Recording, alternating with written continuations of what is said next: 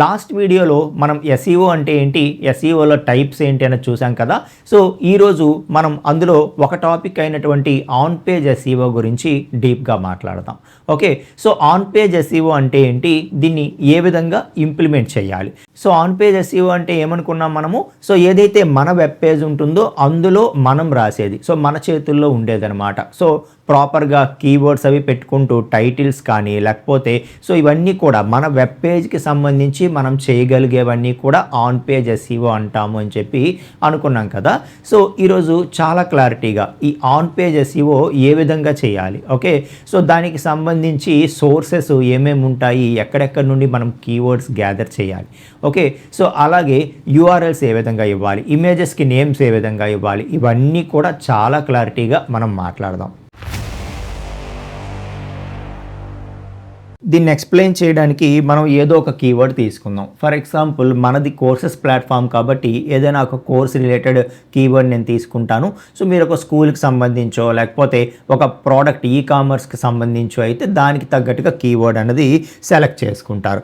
Java full stack in Telugu, so లేకపోతే Python full stack in Telugu. So ఇలా మనం దేని గురించి అయితే వెబ్ పేజ్ క్రియేట్ చేస్తున్నామో అది తీసుకుందాం. సో తీసుకొని సో దీనికి రిలేటెడ్గా ఎక్కువ మంది ఏ విధంగా సెర్చ్ చేస్తున్నారు అన్నది ఆ కీవర్డ్స్ని అనలైజ్ చేయవలసి ఉంటుందన్నమాట ఫస్ట్ మనం. ఓకే, సో అంటే ఎక్కువ మంది ఏ విధంగా ఈ జావా ఫుల్ స్టాక్కి సంబంధించి ఈ సెర్చ్ ఇంజిన్స్లో కావచ్చు లేకపోతే ఏఐ టూల్స్లో కావచ్చు ఎలా సెర్చ్ చేస్తున్నారు అన్నది మనం తెలుసుకుంటే అవే మనం ఏమంటాం, వాటిని కీవర్డ్స్ అంటాం. సో అవి మనం తెలుసుకుంటే గనక సో వాటిని ఇంక్లూడ్ చేస్తూ మన వెబ్ పేజ్లో డిస్క్రిప్షన్లో కానీ ఎక్కడెక్కడైతే ఇంక్లూడ్ చేయాలో అక్కడ మనం ఇంక్లూడ్ చేస్తే మన వెబ్ పేజ్ అన్నది సెర్చ్ ఇంజిన్ రిజల్ట్స్లో టాప్లోకి వచ్చే అవకాశాలు చాలా చాలా పెరుగుతాయి అని చెప్పి చెప్తున్నాను అనమాట. ఓకే, సో దానికోసం ఎస్ఈఓ కీవర్డ్ టూల్స్ ఫ్రీ అని చెప్పి నేను సెర్చ్ చేస్తున్నాను. సెర్చ్ చేస్తే మనకి సో ఈ కీవర్డ్స్కి సంబంధించి ఫ్రీ టూల్స్ ఏమున్నాయో అవన్నీ కూడా మనకి సజెస్ట్ అవుతాయి అన్నమాట. సో వాటిలోకి వెళ్ళి ఓకే, సో ఈ ఏదైతే జావా ఫుల్ స్టాక్కి సంబంధించి ఎక్కువ మంది ఏ విధంగా సెర్చ్ చేస్తున్నారు అనేది మనం చూసే అవకాశం ఉంటుంది. ఓకే, సో ఉబర్ సజెస్ట్ అని లేకపోతే గూగుల్ కీవర్డ్ ప్లానర్ అని లేకపోతే ఇంకా అదర్ టూల్స్ కానీ సో ఇలా చాలా టూల్స్ అనేవి అవైలబిలిటీ ఉంటాయి అన్నమాట. ఇప్పుడు ఫర్ ఎగ్జాంపుల్ ఇది ఉంది.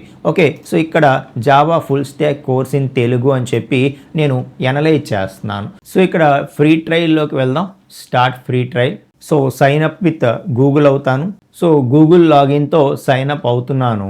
అవగానే అది ఏం చేస్తుందంటే Java full stack course in తెలుగుకి సంబంధించి ఎక్కువ మంది ఏ విధంగా సెర్చ్ చేస్తున్నారో మనకి డిఫరెంట్ కీవర్డ్స్ని సజెస్ట్ చేస్తుందన్నమాట. So Java full stack developer course in Telugu ఈ విధంగా ఎక్కువ మంది సెర్చ్ చేస్తున్నారంట.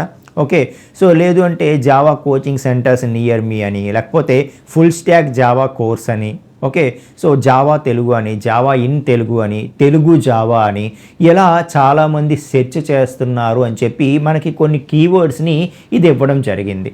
ఓకే, సో ఇలాగా డిఫరెంట్ టూల్స్కి వెళ్ళి ఓకే, సో ఇంక ఇవన్నీ కూడా సైన్ అప్ అడుగుతున్నాయి. ఓకే, సో ఒకసారి వీలైతే ఈ ఫ్రీ టూల్స్లో సైన్ అప్ అయ్యి మీరు ట్రై చేయండి. ఓకే, సో ఈ కీవర్డ్స్ అన్నీ కూడా మనం గుర్తుంచుకోవాల్సి ఉంటుందన్నమాట.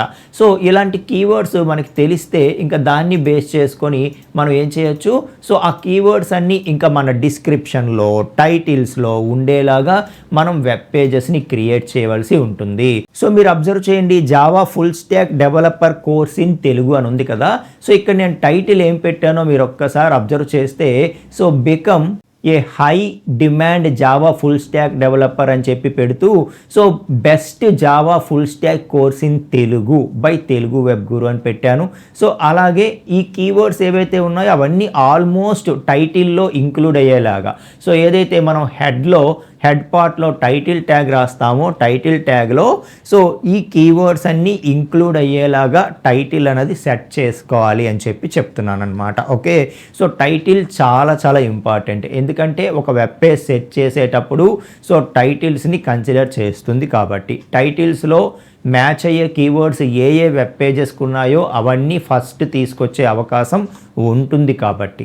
నెక్స్ట్ ఓన్లీ టైటిల్ కాదు, ఇంకొకటి మీరు యూఆర్ఎల్ అబ్జర్వ్ చేస్తే నేను /జావా అనో లేకపోతే మై కోర్స్ అనో మై జావా కోర్స్ అనో ఇవ్వచ్చు యూఆర్ఎల్ నేమ్. కానీ ఆ యూఆర్ఎల్ నేమ్ ఏదైతే ఉందో HTML ఫైల్ నేమో అది కూడా నేను ఎలా ఇచ్చానో మీరు అబ్జర్వ్ చేస్తే సో ఎండ్ పాయింట్ అది HTML కావచ్చు, PHP కావచ్చు, జావా కావచ్చు, పైథాన్లో డెవలప్ చేసి ఉండొచ్చు, whatever it may be. So ఈ పర్టికులర్ పేజ్ తాలూకా ఎండ్ పాయింట్ సో ఆ యూఆర్ఎల్ నేమ్, ఈ పేజ్ తాలూకా యూఆర్ఎల్ నేమ్ ఎలా ఇచ్చానో మీరు అబ్జర్వ్ చేస్తే Java full stack course in Telugu అని చెప్పి ఇచ్చాను. సో జనరల్గా స్పేసెస్ ఏవైతే ఉంటాయో ఆ స్పేసెస్ని మనము యూఆర్ఎల్కి వచ్చేటప్పటికి హైఫెన్స్తో పెట్టుకుంటాం అనమాట. సో ఎవరైనా Java full stack course in Telugu అలా స్పేసెస్తో సెర్చ్ చేస్తే డైరెక్ట్గా నా టైటిల్తో మ్యాచ్ అవుతుంది కాబట్టి నా పేజ్ అన్నది అక్కడ టాప్లో చూపించే అవకాశం ఉంటుంది. First thing. Okay, so at the same time టైటిల్లో కూడా నేను అదే కీవర్డ్స్ని ఎగ్జాక్ట్గా రిలేటెడ్గా పెట్టాను కాబట్టి సో ఇంకా ఛాన్సెస్ అన్నవి పెంచుతూ ఉంటుందన్నమాట. సో అలాగే ఈ వెబ్ పేజ్ తాలూకా సోర్స్ కోడ్కి ఒకసారి వెళ్దాం. రైట్ క్లిక్ చేసి వ్యూ పేజ్ సోర్స్ అంటే మనకి సోర్స్ కోడ్ వస్తుంది కదా. ఇక్కడ చూడండి టైటిల్లో నేను టైటిల్ ఏమని సెట్ చేశానో మీరు చూడొచ్చు.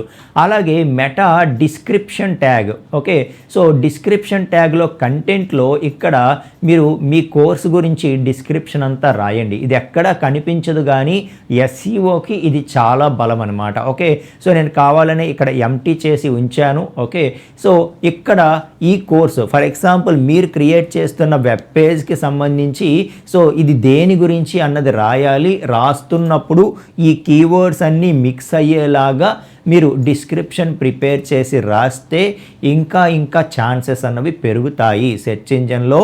సో మన వెబ్ పేజ్ అనేది టాప్లోకి వచ్చేటటువంటి అవకాశాలు ఇంకా పెరుగుతాయి అని చెప్పి చెప్తున్నాను.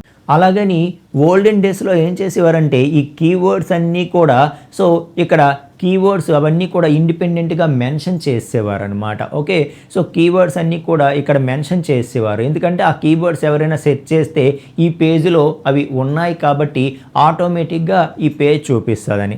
బట్ ఇప్పుడు అడ్వాన్స్డ్ ఏమైపోయిందంటే యూజర్ ఇంటెంట్ చాలా ఇంపార్టెంట్. అంటే సో యూజర్కి అర్థమయ్యేలాగా మనం ఆ కీవర్డ్స్ అన్నీ మిక్స్ చేస్తూ డిస్క్రిప్షన్ క్రియేట్ చేయడం ఇంపార్టెంటు.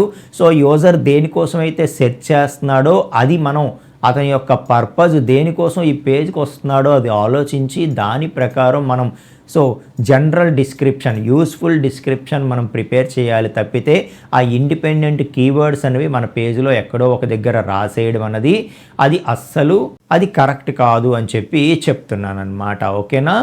అలాగే ఏవైనా ఇమేజెస్ పెట్టాల్సి వచ్చినప్పుడు ఓకే, సో ఈ పేజ్లో ఏవైనా ఇమేజెస్ పెట్టాల్సి వచ్చినప్పుడు మీరు చూడండి. So open image in new tab అంటాను. సో ప్రతి ఇమేజ్కి కూడా నేను ఇచ్చేటటువంటి నేము జావా ఫుల్ స్టాక్ డెవలప్మెంట్ అంటే నేమ్ కూడా IMG1, ఇమేజ్ 1, ఇమేజ్ 2 అలా ఇవ్వట్లేదు. సో ఇమేజ్ నేమ్స్ అనేవి ప్రతిదీ కూడా రిలేటెడ్గా ఇస్తున్నాను. ఈవెన్ మన హోమ్ పేజ్కి వెళ్ళినా కూడా ఓకే, సో లేకపోతే మన మెంబర్షిప్స్ పేజ్కి వచ్చినా కూడా open image in new tab అంటాను. మీరు ఒక్కసారి ఒక 3 ఇమేజెస్ చూపిస్తాను, అబ్జర్వ్ చేయండి. So image names GitHub Copilot in Telugu. Okay, so Java full stack in Telugu. అలాగే so Python full stack in Telugu. So ఇలా మనం ఏంటంటే సో మన యొక్క వెబ్ పేజ్లో ఉండేటటువంటి ఇమేజెస్కి కూడా యూజర్ ఎట్లా సెట్ చేస్తారో ఆ కీవర్డ్స్ రిలేటెడ్గా మనం ఇమేజెస్ నేమ్స్ ఇచ్చుకుంటే అది ఇంకా ప్లస్ అవుతుంది అని చెప్పి చెప్పడం అనమాట. సో ఇవన్నీ కూడా మన వెబ్ పేజ్లో మనం చేస్తున్నటువంటి SEO. Okay, on page SEO. అలాగే మనం ఇందులో వీడియోస్ ఏమైనా పెట్టాలి అనుకుంటే మన రిలేటెడ్ వీడియోస్ పెట్టొచ్చు అనమాట. ఈవెన్ మన యూట్యూబ్ ఛానల్వి కానీ మన ఇన్స్టాగ్రామ్వి కానీ అవన్నీ కూడా మనకి ఆఫ్ పేజ్ SEOలో బ్యాక్ లింక్స్గా ఇక్కడ వర్క్ అవుతాయి. సో యూజర్ ఇక్కడ నుండి మన యొక్క డెమో చూడటం కానీ ఓకే, సో మన ప్రోడక్ట్ యొక్క డెమో చూడటం కానీ లేకపోతే మన స్కూల్ గురించి మనం తెలుసుకోవడం, మన రెస్టారెంట్ గురించి ఒక ఓవర్వ్యూ ఇవ్వడం కానీ సో ఇలాగా వీడియో అన్నది సో మన రిలేటెడ్ పేజెస్ ఏవైతే ఉన్నాయో యూట్యూబ్ యూట్యూబ్లో, ఇన్స్టాగ్రామ్లో అటువంటివి ఇస్తే చాలా ప్లస్ అవుతుంది. సో అలాగే టెస్టిమోనియల్స్, యూజర్ యొక్క సక్సెస్ స్టోరీస్. ఓకే, సో చాలామందికి జాబ్స్ వచ్చుంటాయి కదా మన కోర్సెస్ వల్ల, అది నేను ఇక్కడ పెడుతున్నాను. ఒక రెస్టారెంట్ అయితే మీరు రెస్టారెంట్ పేజ్ క్రియేట్ చేస్తే మంచి మంచి రివ్యూస్ ఉన్నవి కొన్ని ఇక్కడ పెడతారు. ఆ తర్వాత వ్యూ ఆల్ అని చెప్పి ఒక బటన్ ఇచ్చేసారు అనుకోండి. ఓకే, లేదు అంటే సక్సెస్ స్నాప్స్ అనో టెస్టిమోనియల్స్ అనో మీరు ఒక పేజ్ క్రియేట్ చేసి పెట్టేశారనుకోండి, అక్కడ టోటల్ యూజర్స్ తాలూకా రివ్యూస్ అన్నీ పెడతారు. ఫర్ ఎగ్జాంపుల్ మేము మా కోర్సెస్ వల్ల ఎంతమందికి జాబ్స్ వచ్చాయి అని చెప్పి వాళ్ళు షేర్ చేసుకుంటారు కదా, అవన్నీ కూడా ఇక్కడ పెట్టడం జరిగింది. ఇవన్నీ ఏమవుతుందంటే ఒక కొత్త యూజర్, కొత్త విజిటరు మన వెబ్ పేజ్కి వస్తున్నప్పుడు తనకి మనం అంటే ఏంటి అనేది ఒక ఓవర్వ్యూ వస్తుందన్నమాట. ఎందుకంటే ఇన్ని రకాల పేజెస్లో ఇంతమంది సర్వీసెస్ ప్రొవైడర్లో వాళ్ళు మన దగ్గరికే ఎందుకు రావాలి అంటే మనము ఇది అని చెప్పి వాళ్ళకి తెలియాలి కదా అట్లీస్ట్. మన గురించి మనం చెప్పుకోకపోతే ఎవరు చెప్తారు? ఆన్ పేజ్ ఎస్ఈఓ అంతా దాని గురించే మాట్లాడుతుంది అనమాట. మీ వెబ్ పేజ్లో మీ గురించి మీరు వీలైనంత డీటెయిల్డ్గా చెప్పుకోండి అని చెప్పి. ఓకే, అదే మనకి ఆన్ పేజ్ ఎస్ఈఓ అని చెప్పి చెప్పొచ్చు మనం. చూశారు కదా అండి, ఆన్ పేజ్ ఎస్ఈఓ అంటే ఏంటి, దీన్ని ఏ విధంగా ఇంప్లిమెంట్ చేయాలి అని చెప్పి క్లారిటీగా మాట్లాడడం జరిగింది. ఓకే, టైటిల్స్ అలాగే డిస్క్రిప్షన్ ట్యాగు ఇవన్నీ కూడా చాలా జాగ్రత్తగా పెట్టుకోండి. ఇమేజెస్ నేమ్స్, యూఆర్ఎల్ నేమ్స్, అలాగే మన యొక్క యూట్యూబ్ వీడియోస్ ఇవన్నీ డిస్క్రిప్షన్ ప్రిపేర్ చేసినప్పుడు వీలైనన్ని కీవర్డ్స్ మిక్స్ అయ్యేలాగా డిస్క్రిప్షన్ ప్రిపేర్ చేయడం, ఇవన్నీ కూడా చాలా చాలా చాలా ఇంపార్టెంట్ అనమాట. ఓకే, ఆన్ పేజ్ ఎస్ఈఓ అన్నది కీ రోల్ ప్లే చేస్తుంది. కాబట్టి దీన్ని చాలా జాగ్రత్తగా చేసుకుంటే మనం అనుకున్న టార్గెట్కి రీచ్ అవుతాము. మన వెబ్ పేజ్ అన్నది ఇంకా ఆల్మోస్ట్ అన్ని సెర్చ్ ఇంజన్స్లో టాప్లోకి వస్తుంది. ప్రతిసారి సెర్చ్ చేసినప్పుడు మనది టాప్లోకి వస్తుందని కాదు, బట్ ఏంటంటే ప్రతి ఒక్కరూ కూడా ఎస్ఈఓ ఫాలో అవుతారు కదా, ర్యాండమ్గా పిక్ చేయొచ్చు. లేకపోతే నిజంగానే మనది స్ట్రాంగ్ ఎస్ఈఓ అయితే మనకి మ్యాక్సిమం టైమ్స్ అవకాశం ఇవ్వచ్చు. బట్ వీలైనన్ని ఎక్కువ సార్లు కనుక మనకు అవకాశం ఇచ్చింది అంటే మనకి ఆటోమేటిక్గా అది బిజినెస్గా టర్నప్ అవుతుంది కదా. దానికోసం అనమాట. Okay, on page SEO implement చేయండి. నెక్స్ట్ వీడియోలో మనం ఆఫ్ పేజ్ ఎస్ఈఓ గురించి మాట్లాడదాం. థ్యాంక్ యూ సో మచ్ అండి.